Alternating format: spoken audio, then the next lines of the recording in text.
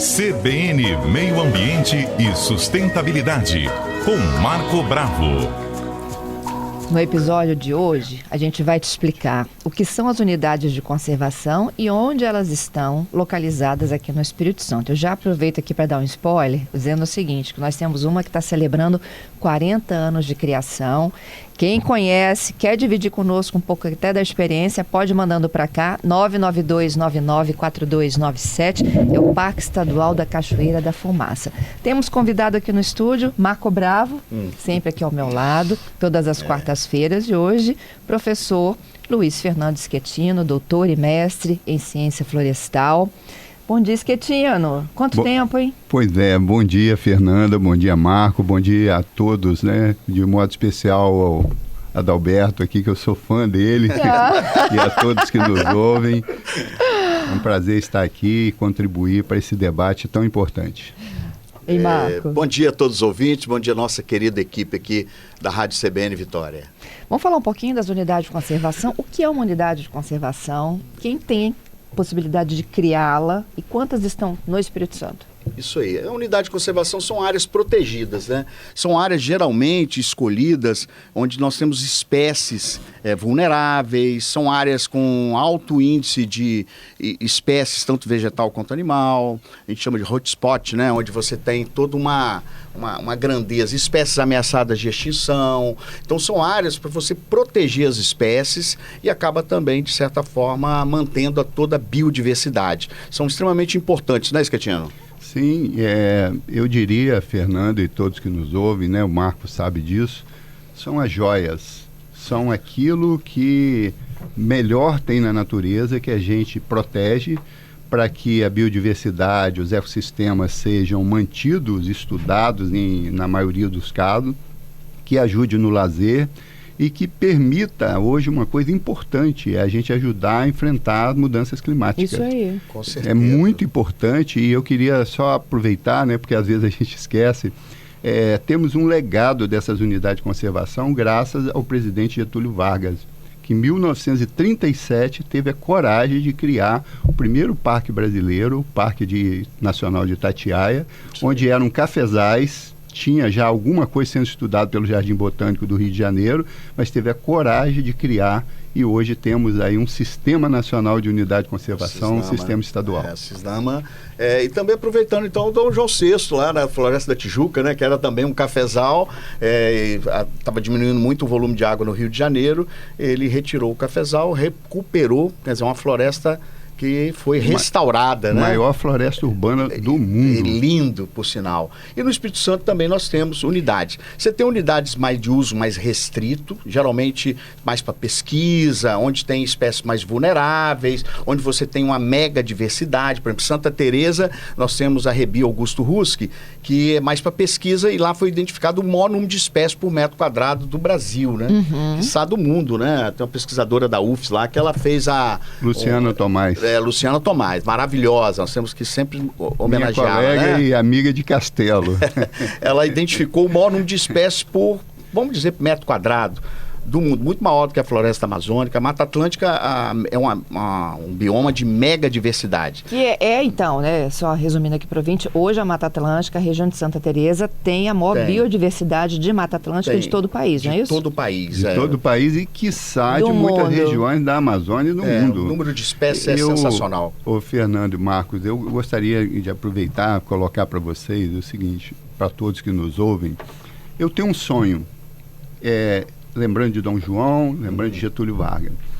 As unidades de conservação, em geral, a gente pega porções do território importante do ponto de vista ambiental, do ponto de vista de beleza e beleza tal. cênica. Mas eu tenho um sonho de pegar essas experiências de Dom João, da experiência do Getúlio Vargas, e a gente criar unidade de conservação onde foi degradado, onde não tem nada, com um trabalho de educação ambiental. Muito e aí eu quero isso. aproveitar, deixar aqui a dica, é o seguinte, eu acho que nós temos hoje um volume de recurso muito grande da questão do Rio Doce. Isso. Quem sabe fosse hora de identificar áreas degradadas e construir unidade de conservação. Você pode restaurar essas áreas. Nós temos hoje 120 milhões de hectares de áreas degradadas no Brasil. 40 milhões em pastagens degradadas. Quer dizer, você tem muita área, até para desenvolvimento econômico, agricultura, mas também para a criação de novas unidades de conservação. Como eu disse anteriormente, você tem unidades mais restritas, como as reservas biológicas, que é para pesquisa, mas você tem unidades que são mais amplas para educação ambiental, que são categorias, como parques, por exemplo. Ontem eu estive no município aqui da região de Serrana, e conversando com o prefeito, foi interessante porque ele tem um parque municipal, e lá no Parque Municipal ele falou que ele tem um problema de conflito, porque na época não tinha georreferenciamento. Então tem áreas que pertenciam a determinados produtores e é uma área muito perto da cidade. Falei, não, nós temos como solucionar isso. Você vai, nessas áreas de conflito, você vai criar uma APA, que é uma área de proteção ambiental que prevê o uso, prevê moradias, mas não vai poder mais desmatar. Você vai ter que conservar o que tem. E o restante, que é área pública, você vira unidade. Vira o parque. Então você tem um parque e tem a APA, que é a unidade também, protegendo o parque, e você acaba com o conflito. Quer dizer, você tem várias formas de conciliar e privilegiar a natureza, né? Como a nossa o Schettino unidade falou, isso é uma joia.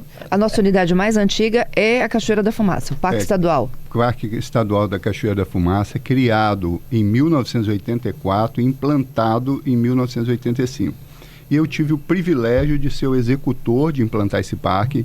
Quero fazer uma colocação aqui importante. A gente saía de Alegre, do Alegre, eram 31 quilômetros de estrada de chão.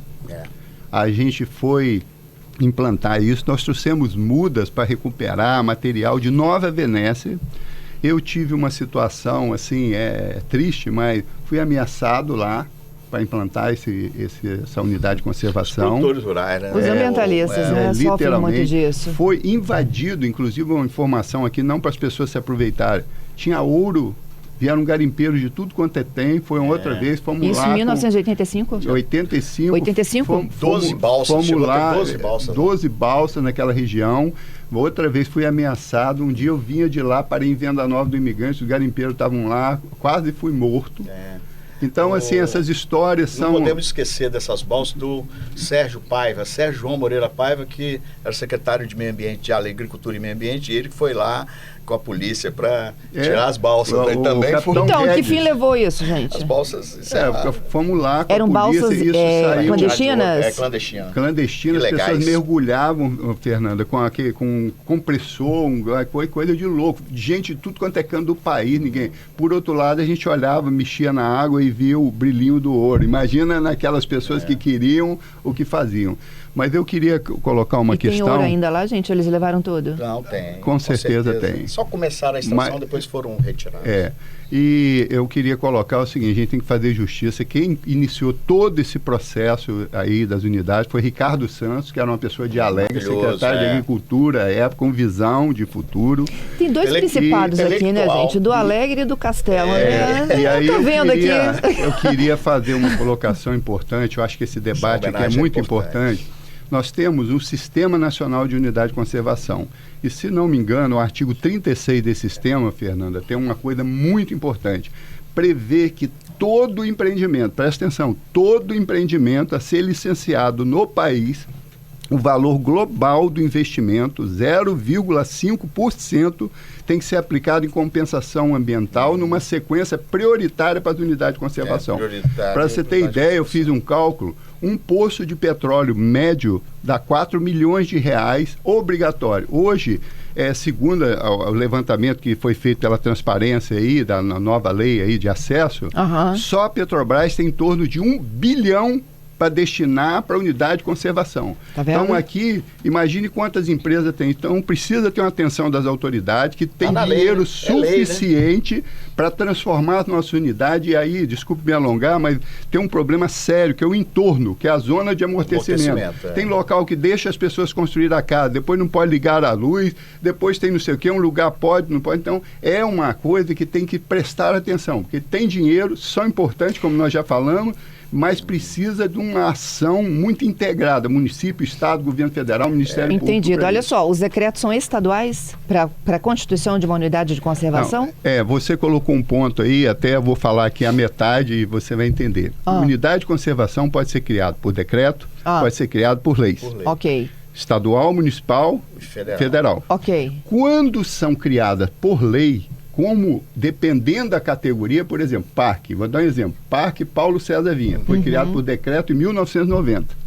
E eu tive o privilégio de trabalhar para a criação e depois, como secretário, fui o responsável para consolidar.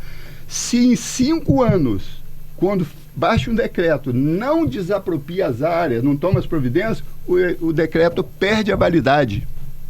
E com lei você não corre esse risco? Com lei você não corre isso, Entendi. O cara tem que entrar na justiça. Entendi. Então tem muita gente que cria na véspera da eleição, no coisa, baixa um decreto e cria, mas 5 não anos toma depois... as providências para ter o dinheiro. Aí o dinheiro vem de onde? Da compensação ambiental. Você lembra dos pontões capixabas, né? Que Sim, foi criado de helicóptero, né? De helicóptero. Passou, criou e acabou o mandato. Então, criar a unidade de conservação tem que ter muita responsabilidade, tem que ter estudo técnico, tem que participar a comunidade. A comunidade não pode ser vista como um inimigo. Ele falou lá, Claro. tem alguém morando, você vai tirar a pessoa, faz uma APA. Concilia, né? Concilia.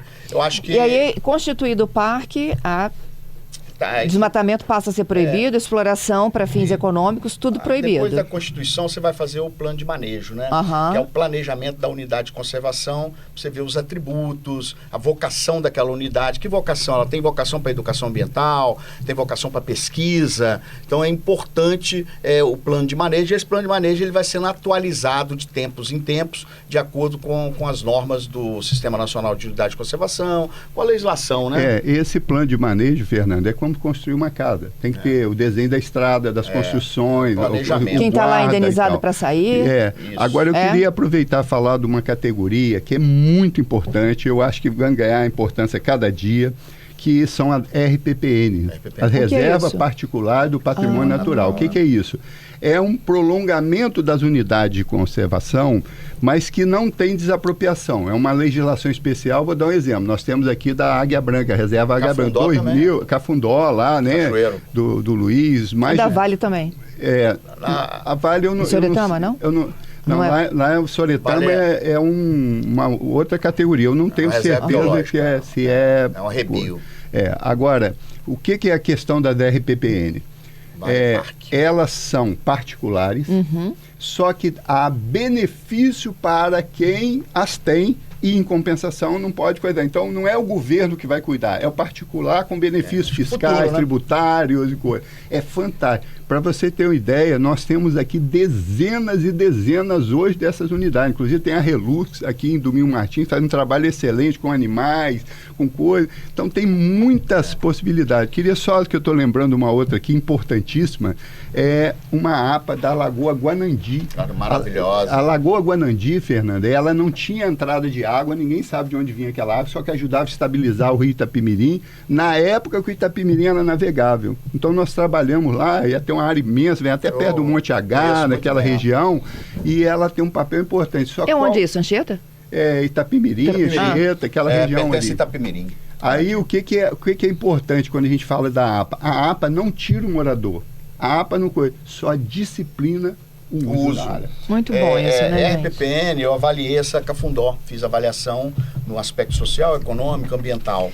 É sensacional. E o produtor consciente, ele também vai ter vantagens, né? No caso que o Schettino falou, tributária, e ele passa a fazer educação ambiental lá, tem sede, inclusive, para educação ambiental, ele construiu chalés, quer dizer... 40 anos depois do Parque Estadual de Cachoeira da Fumaça, que avaliação que vocês fazem desse aniversário hoje? Olha, eu particularmente faço uma avaliação muito positiva e aproveito para fazer essa avaliação falando do meu querido Forno Grande, que também foi criado em 1985, lá o projeto, mas foi alguns anos depois que foi feito o normativo.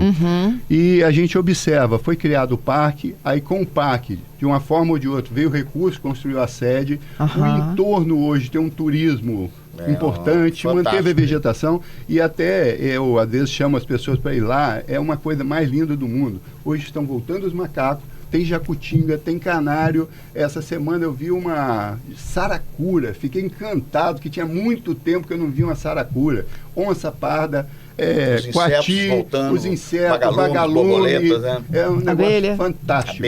Agora eu queria, Fernando, só aproveitar e falar o seguinte, essa questão das unidades de conservação precisa entrar na agenda municipal de fato. Isso mesmo. Não é ficar inaugurando pracinha, botando brinquedinho, é uma coisa que represente. E aí, como eu falei do Rio Doce, tem uma categoria que é muito interessante, Rio Cênico. Estrada Parque. Beleza cênica, né? Se tiver um rio que tem uma beleza, você pode transformar em unidade. Aí o que isso é importante? O 0,5% lá pode ir lá para o município para fazer educação ambiental. Chama-se monumento natural. Monumento natural. Penedo, tem um monte de categoria. E aí, Marcos, só aproveitando a sua fala lá fora, por favor, prefeito, estado, quem for, procure quem entenda da matéria para fazer. Tem tantos profissionais aí que podem te ajudar a buscar recursos e tornar isso melhor. E, inclusive, você pode recategorizar a unidade. A unidade foi criada, depois ela identificou que aquela não é a verdadeira vocação. Você pode mudar a categoria. Então, tem muita coisa bacana. Eu acho que a gente tem que refletir sobre isso. Adorei. Que quanto mais a gente tem unidade de conservação, mais a gente tem área protegida, vai ter água, é melhor para a agricultura, é melhor para a economia do estado, é melhor para o ecoturismo, quer dizer, tem muita vantagem, que a gente tem que enxergar dessa forma. A gente falou de coisas grandes, altas, como Forno Grande, Pedra Azul, mas Itaúnas também é uma unidade de conservação, isso aí. E você falando de Pedra Azul, Fernanda, pensa bem, o que seria Pedra Azul sem o parque? E eu queria fazer outra justiça aqui, que é importante ser feito.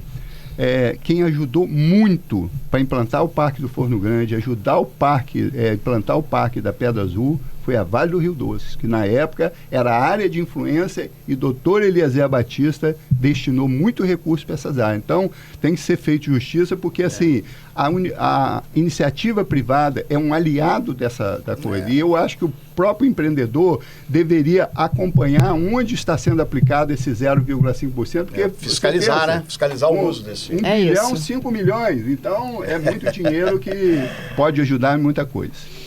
Queria agradecer, professor Schettino, mais uma vez, muito obrigada, viu? Eu que agradeço, sempre à disposição, um abraço a todos e vamos cuidar da natureza, que nós somos a natureza. Nós somos a natureza, é isso, Marco? Eu também agradeço muito o Schettino, a presença dele aqui hoje, é uma honra para a nossa rádio, né? Ter um conhecedor, um especialista e um tema tão nobre como unidade de conservação.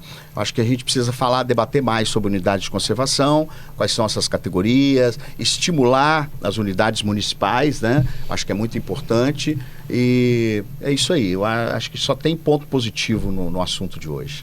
Gabriel aqui, elogiando o quadro. O Joerges falando que lá bem próximo à Cachoeira da Fumaça, em Alegre, tem uma ponte chamada Ponte Baiano.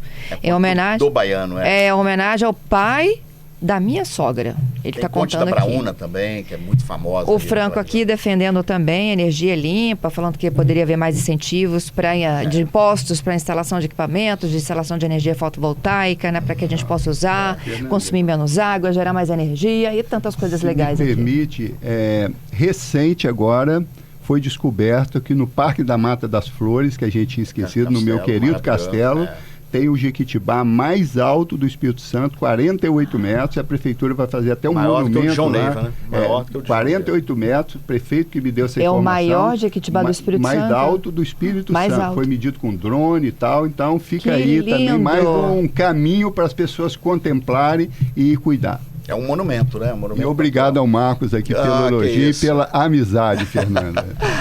Só para concluir, a unidade de conservação ela é um modelo didático, né? Então é muito importante que as sedes tenham aproveitamento de água da chuva, que serve como modelo para as escolas, energia fotovoltaica. Quer dizer, você tenha todo um exemplo dentro da própria unidade de produção de energia, reaproveitamento da água, separação dos resíduos sólidos. Ela serve como um modelo didático para as escolas, para o poder público em geral e para a iniciativa privada também. E um modelo, desculpe estar alongando, mas que a gente vai lembrando, toda unidade de conservação, Fernando, tem que ter um conselho consultivo para envolver a comunidade naquilo que vai ser feito, nas articulações, para que seja sempre em sintonia, poder público e sociedade. Passo a passo. É isso. Gente, obrigada.